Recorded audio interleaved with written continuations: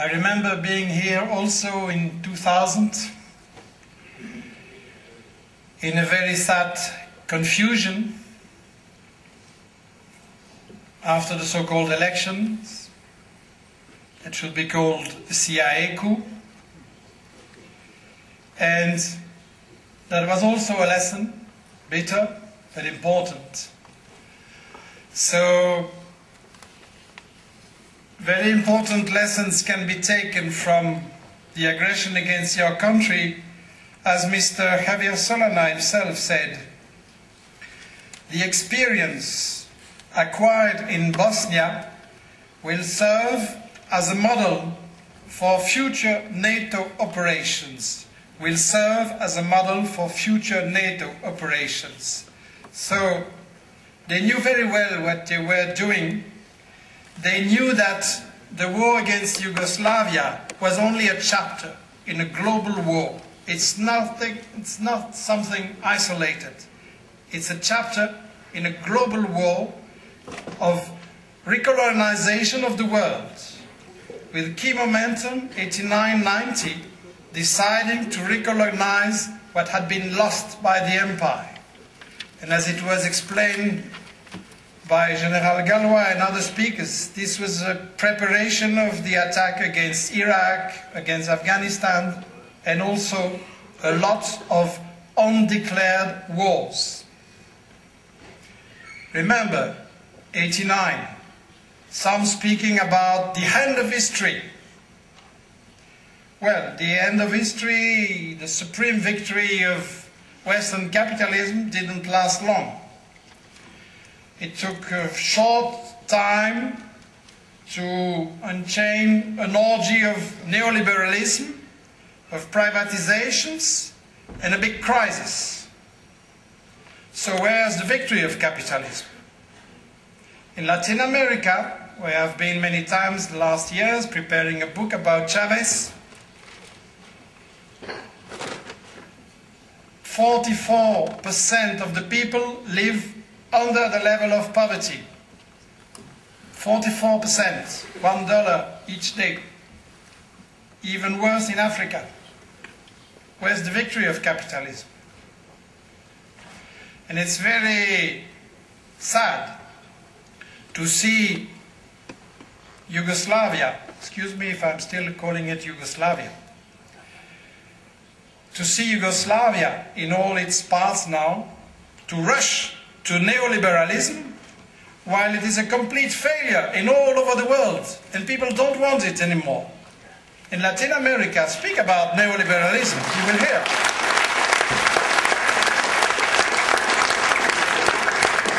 And this orgy of neoliberalism was expressed by Bush himself, of course, and once it appeared that the aggressive mood of Bush was a sign of force. Well, not.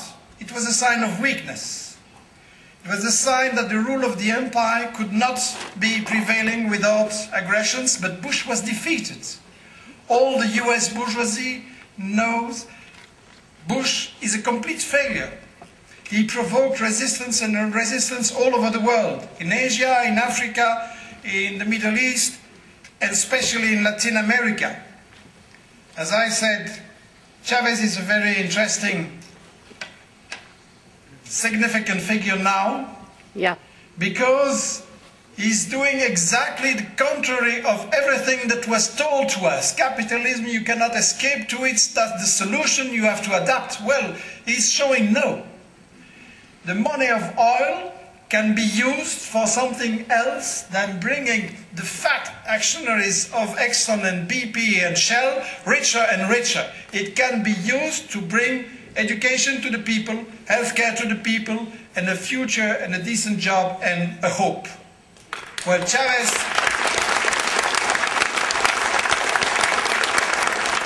I guess, is really somebody very important. And it's not about Chavez, it's about all the people of Latin America who found a hero, but a hero without people is nothing. Of course, Chavez is demonized, and in this country, I don't need to explain what is to demonize a leader or a people. but he's very strong. I mean, he has a strong popular support, including among the youth, and because he's bringing social progress, he's bringing a future for the poor people. And then the empire has to try to divide and use the same methods to break that. I've made a prologue to a very good book of a US lawyer, Eva Gollinger, about Venezuela, and she's showing with the documents all the proofs of the coup against Chavez in 2002, which failed because of the popular support. That's very interesting to compare.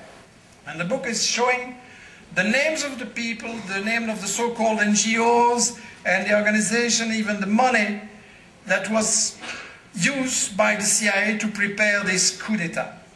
What is interesting is you find the same people. For example, Philip Goldberg was a very well-known CIA agent in this region. He was ambassador, he was envoy in Kosovo. He was very important in provoking the separatism. Well, where is he now? Ambassador in Bolivia. Manipulating the same kind of things. But he was expelled by Evo. Good job. So the lessons are useful. And this is a good title for this meeting, not to forget, never forget. But there is something even more important, is to learn about it and to make these lessons useful. Will Obama be different? Well, we have to learn from who is inspiring his strategy. The man behind Obama, his name is Zbigniew Brzezinski, and is the key strategist in the US. Well, he was also behind Clinton. And the whole idea of Brzezinski, different in strategy and tactics from Bush, is smart imperialism. Brzezinski is the man who has financed and organized bin Laden to provoke the war in Afghanistan and to prepare the failure of Soviet Union. The idea of Brzezinski is less direct wars and more indirect wars, more corruption, more CIA coup, more of that kind of strategy, and if possible in alliance with Europe, and of course with more suitable media lies. So the lessons of Yugoslavia are crucial, they are very essential, and they are not only for you. The lessons of what happened here is not a question of the past. It's a question of the present, and it's a question of how will it be useful for the people of the world who are facing the same challenges. I used to say always, wars do not start with bombs, they start with media lies. The war of information is the first part and the preparation of the war itself. And we have in Europe, in Western Europe, a kind of, I would call, embedded left, a kind of caviar left, a kind of left who always invokes a lot of pretexts. Well, Bush is not good, but Milosevic neither. Well, the NATO I don't like, but and so on. And neither the Jews, neither the Palestinian resistance, and so on. So always a pretext to do nothing. So that's a big problem, and of course, they do not challenge, they do not fight against the media lies, and that's the whole problem. Because what we need is alternative information.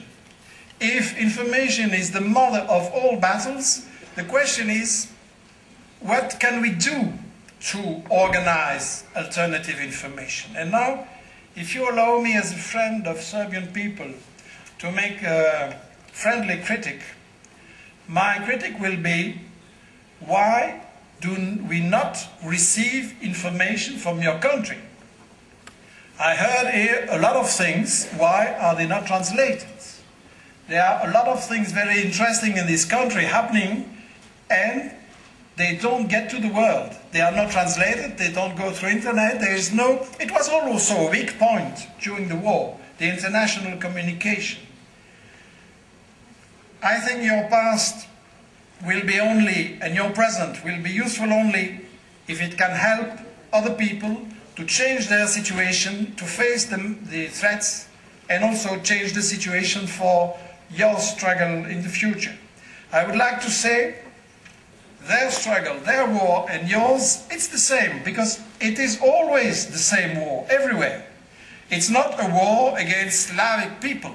That's not true, because you have Slavs who are resistant here and others, and you have also Slav traitors, and some of them are not very far. And it's neither a war against Muslim people, because you have Muslim people resisting in Palestine, in Iraq, everywhere, and you have Muslim traitors. So it's a question of always the same economic war, the same war for the multinationals and their strategy. If that is so, and it's certainly true that it's the same war, because in '93 I saw a very interesting analysis from 3 analysts of the RAND Corporation describing the NATO new tasks. And their conclusion was, NATO must go out of its area or go out of business. Go out of its area or go out of business. This means Yugoslavia was a preparation for a world war with several chapters, and NATO is now active in Afghanistan, wants to be active in Middle East, was also making maneuvers along the coast of Venezuela.